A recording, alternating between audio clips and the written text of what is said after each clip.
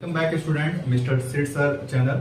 आज मैं आपको बताऊंगा कि कैसे आप फंडामेंटल यूनिट्स और सप्लीमेंट्री यूनिट्स और ड्राइव्ड यूनिट्स के बीच में रिलेशन देख पाएंगे और कैसे मेजर करेंगे हम किसी भी फिजिकल क्वांटिटी को की यूनिट्स को। ठीक है, सो आइए देखते हैं।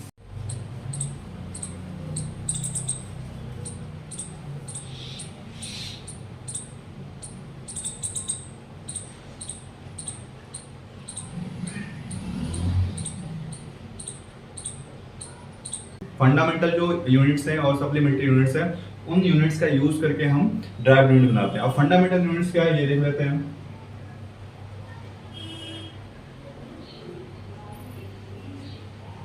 लेंथ, दूसरे नंबर पे आता है मास, तीसरे पे टाइम, चौथे पे टेम्परेचर, पांचवें नंबर पर आता है आपका लुमिनस इंटेंसिटी,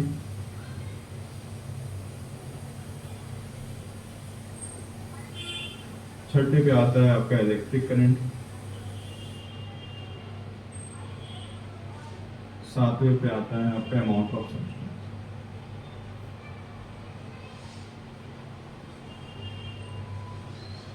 ये हमारे बेसिकली 7 फंडामेंटल यूनिट्स हैं, जिसमें length, mass, time, temperature, luminous intensity, electric current, amount of substance. इनके जो सिंबल और यूनिट्स होते हैं उनको देख लेंगे। लेंथ को हम मीटर में नापते हैं,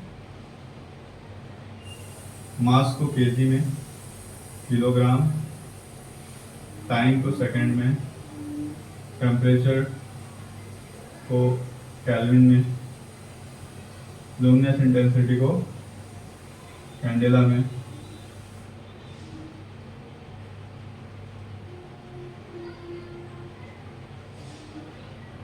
इलेक्ट्रिक करंट को एम्पियर में और अमाउंट ऑफ सब्सटेंस को मोल में। इनके जो सिंबल होते हैं, मीटर का एम होता है, केल्विन का के, सेकंड का एस, सॉरी यहाँ पे किलोग्राम का केजी, माफी चाहूँगा, केल्विन का के, कैंडेला का सीडी, एम्पियर का ए और मोल का एमओएल। ये होता है। इनका यूज करके हम देखेंगे कैसे ड्राइव्ड यूनिट बनाते हैं। ठीक है, इन्हीं 7 का यूज करके हम ड्राइव्ड यूनिट बनाएंगे। पहले नंबर पे देखते हैं एरिया। एरिया हमें पता है क्या होता है, लेंथ मल्टीप्लाई ब्रेथ। लेंथ को मीटर में नापते हैं, ब्रेथ को भी मीटर में, तो इसका जो हो जाता है यूनिट मीटर स्क्वायर हो जाता है ऐसा यूनिट। और इसके अगर डायमेंशन में कन्वर्ट करेंगे तो एल होता है डायमेंशन। मास के लिए जो हमारा डायमेंशन होता है एल, मीटर के लिए सॉरी मीटर के लिए हमारा जो डायमेंशन होता है एल, केजी के लिए एम मास, सेकंड का एस होता है, केल्विन का के। ठीक है, कैंडेला का सीडी, एम्पियर का भी ए ही होता है। क्लियर, मोल का भी एमओएल, ये डायमेंशन है। तो इसका हो जाएगा एल स्क्वायर। दूसरे नंबर पे देखेंगे हम वॉल्यूम। वॉल्यूम होता है लेंथ मल्टीप्लाई ब्रेथ और हाइट। लेंथ भी मीटर में नापते हैं, ब्रेथ भी मीटर में और हाइट भी मीटर में। इसका हो जाता है एम क्यूब। इसको अगर डायमेंशन में कन्वर्ट करेंगे एल क्यूब हो जाएगा। क्लियर। थर्ड नंबर पे आता है हमारा डेंसिटी। डेंसिटी जो होता है मास बाई में वॉल्यूम होता है। मास को हम किस में नापते हैं, केजी में, किलोग्राम, और वॉल्यूम जो है हमारा लेंथ इनटू ब्रेथ इनटू। तो ये हो जाएगा सिंबल के हिसाब से लेंगे तो KG, M M M, KG, M का क्यूब, केजी, और ये ऊपर चला जाएगा केजी मीटर इनवर्स क्यूब। तो ये हमारे 3 हैं। अभी इसके आगे और समझेंगे, कुछ और हमारे ड्राइव्ड यूनिट होंगे जो फंडामेंटल यूनिट्स का यूज करके देखेंगे। तो फोर्थ नंबर पे जो हमारा फिजिकल क्वांटिटी है, स्पीड और वेलोसिटी। स्पीड और वेलोसिटी में बेसिकली वेक्टर और स्केलर का डिफरेंस होता है, वो आपको पता होगा। तो इसका देखते हैं कैसे डायमेंशन निकालेंगे। वेलोसिटी होता है डिस्प्लेसमेंट बाय में टाइम। डिस्प्लेसमेंट को हमें पता है एक डिस्टेंस होता है, डिस्टेंस के मैटर में हम इसे मीटर में नापते हैं और टाइम को एसआई में सेकंड में नापते हैं। ये जब ऊपर जाएगा एक्सपोनेंट से तो एम एक्स इनवर्स हो जाएगा। क्लियर? बहुत आसान है।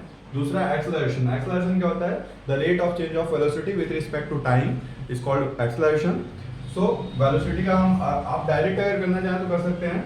वेलोसिटी का भी हमने ऊपर निकाला एम एस इनवर्स और टाइम फिर से कर देंगे सेकंड। ये ऊपर जाएगा तो ये हमारा हो जाएगा एम एस इनवर्स ये एक और एक्सपोनेंट से जुड़ करके ये एम एस इनवर्स 2।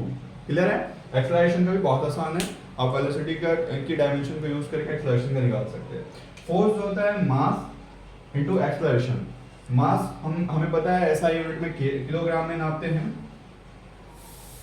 किलोग्राम, और एक्सेलरेशन का हमने निकाला है मीटर एस सेकंड इनवर्स 2।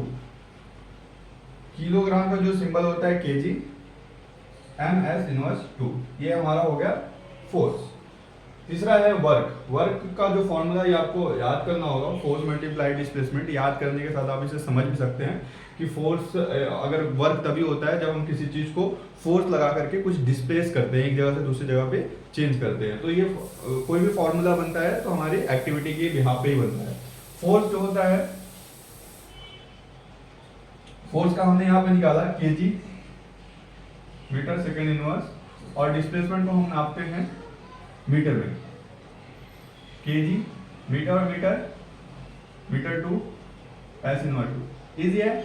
अगर आप पिछला क्वांटिटी फिजिकल क्वांटिटी याद है तो अगला निकाल सकते हैं। अगर नहीं भी याद है तो आप यहाँ से फोर्स का फॉर्मूला आपको पता होगा, मास इनटू एक्सेलरेशन, वहां पे रखे फोर्स का और फिर डिस्प्लेसमेंट का मीटर, फिर वैसे भी निकल जाएगा। वो लॉन्ग हो जाता है। अगर आपको बेसिक याद है फोर्स का तो फोर्स का आप डायमेंशन रखें और डिस्प्लेसमेंट का जो एसआई यूनिट है वो रख देना है। तीसरा है एटवा मोमेंटम है। मोमेंटम का जो फॉर्मूला होता है मास इनटू वेलोसिटी। मास हमें पता है केजी में मेजरमेंट करते हैं, वेलोसिटी का हम यहाँ निकाल रखे हैं एम एस इनवर्स 2। ये हो जाएगा केजी एम एस इनवर्स 2। बहुत आसान है। आपको आराम से ट्रिक से अगर समझोगे तो आराम से याद भी हो जाता है और कभी नहीं भूलोगे इसे। मोमेंटम जो है momentum of force into distance. अब इसे हम टॉर्क भी कहते हैं। टॉर्क का मतलब ये होता है कि कोई भी चीज को हम जैसे होता है ना, ये ऐसा मोमेंट आया, मतलब ऐसा घुमाव आया, ऐसा मोड़ आया, तो उसी से ये टॉर्क का मोमेंट बना है।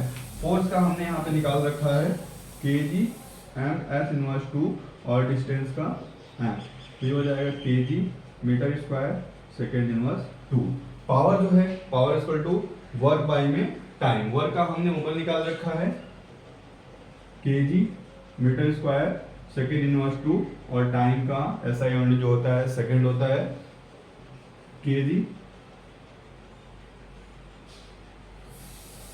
Metre square second. ये एस ऊपर जाके इसमें ऐड हो जाएगा एक्सपोनेंट से, KG metre square S minus 3 या एक्स इनवर्स क्यूब कह सकते हो आप। तो ये था हमारा बेसिक और कुछ फिजिकल ड्राइव्ड फिजिकल क्वांटिटी। तो स्टूडेंट जैसे कि देखा आपने कैसे हमने ड्राइव्ड फिजिकल क्वांटिटीज को निकाला, उनके डायमेंशन को कैलकुलेट किया। इसी तरह आप 7 फंडामेंटल यूनिट्स याद कर लें और उसके यूज से ही हम ड्राइव्ड फिजिकल क्वांटिटी को कैलकुलेट करते हैं, मेजरमेंट करते हैं। इसके लिए बेसिकली आपको क्या है, इन चीज़ों के बारे में अंडरस्टैंडिंग होनी चाहिए, समझ आना चाहिए। समझने का मतलब कि आपको डेफिनेशन और क्यों होता है। जैसे एक एग्जांपल ले लूँ, वेलोसिटी और एक्सेलरेशन। तो हमें पता है कि the rate of change of displacement is called the velocity. मतलब जैसे अगर हम with respect to time the rate of change of displacement with respect to time is called velocity. तो हमें पता है कि अगर हम कोई पोजीशन चेंज कर रहे हैं और velocity is a vector quantity, तो इसमें हमारा डायरेक्शन मैटर करता है। डायरेक्शन के साथ आपका मैग्नीट्यूड भी होना चाहिए। मैग्नीट्यूड तो स्पीड में होता है, वेलोसिटी में होता है। मैग्नीट्यूड और स्केलर और वेक्टर में आपको बहुत ही क्लियरिटी होनी चाहिए, कॉन्सेप्ट क्लियर होना चाहिए आपका।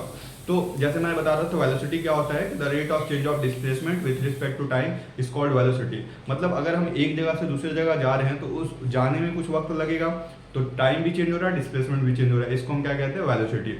वेलोसिटी को हिंदी में गति कहते हैं। ठीक है, बस वेलोसिटी और स्पीड में इतना डिफरेंस है कि अगर एक निश्चित डायरेक्शन में, फिक्स डायरेक्शन में जा रहे हैं या डायरेक्शन गिवन है, तो वेलोसिटी हो गया, अगर डायरेक्शन गिवन नहीं है तो स्पीड हो गया। क्लियर? एक्सेलरेशन जो होता है वेलोसिटी का ही अगला स्टेप होता है।